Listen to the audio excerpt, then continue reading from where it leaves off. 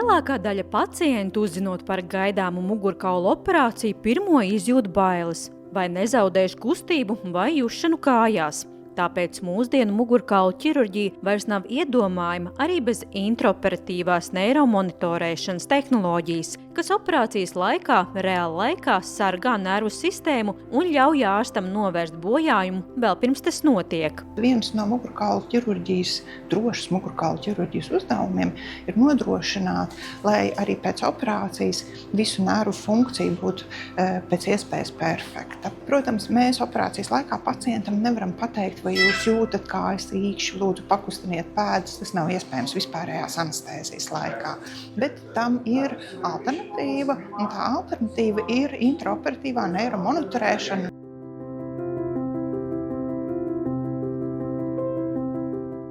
Tas metodas būtība ir tāda, ka mums, kā jūs redzat, šeit pie galvas, tur, kur mums parasti rodās šis impulss kustībai, ir pievienota elektrodi, kas mums atļauj iedot cilvēku smadzenēm arī vispārējās anestēzijas laikā to impulsu, ka vajadzētu pakustināt kāju.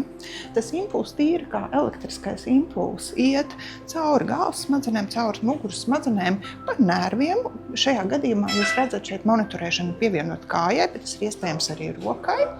Un ir iespēja piereģistrēt no vairākiem kājas muskuļiem, vai šis muskulis atbild uz šo galvas smadzeņu impulsu. Tas nozīmē, ka mēs redzam, ka visu kustību ķēdi no paša sākuma, kas ir galvas smadzenes, līdz pašam gala orgānam, kurš ir muskulis, darbojās labi. Un ir arī otra lieta, tātad tas ir pa kustībām. Jušanas impulss iet otrā virzienā, tātad mēs iedodam kaut kādu nelielu kairinājumu uz kājas, un šis kairinājums atkal par nervu ceļiem tiek vadīts uz galvas smadzenēm, kur ir jušanas zonas, un to, ka šīs jušanas zonas galvas smadzenēs nolasa šo uz kājas doto kairinātāju, tas atkal dod pārliecību, ka arī jušana darbos ļoti labi.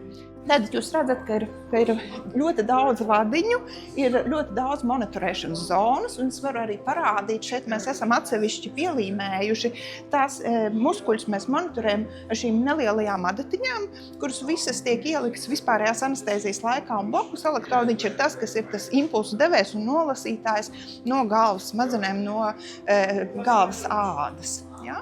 Un intraoperatīvi tīri tas signāls, ko mēs iegūstam, izskatās apmēram šādi. Šeit mēs redzam, ka mēs esam stimulējuši kustību garos galvas smadzenēs, un visi muskuļi ir atbildējuši. Šeit mēs redzam šīs atbildes līnijas. Un blakus mēs redzam, ka mēs esam arī stimulējuši nervus uz abām rokām un abām kājām.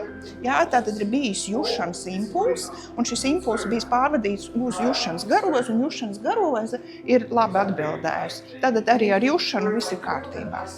Intraoperatīvā neiromonitorēšana ķirurgam ļauj operācijas laikā dzirdēt nervu sistēmas brīdinājumu signālus, sekundes tūkstošdaļās, vēl pirms var rasties bojājums. Tā ievērojami samazina paralīzes un jušanas zuduma risku, ļaujot veikt sarežģītākas operācijas, un šobrīd šī sistēma ir drošības standarts pasaules vadošajās klīnikās. Tas ir milzīgs solis uz priekšu pašiem pacientiem. Pirmām kārtām viņi varēs justies pārliecinātāki nākot uz operāciju, jo viņi zinās, ka visu laiku, katru mirkli tīri tā nervu funkcija tiek kontrolēta. Otrām kārtām tas ir milzīgs ieguvums mugurkaula ķirurgiem, jo tā viņiem ir nepārtraukta atgriezeniskā saite par viņu darbu.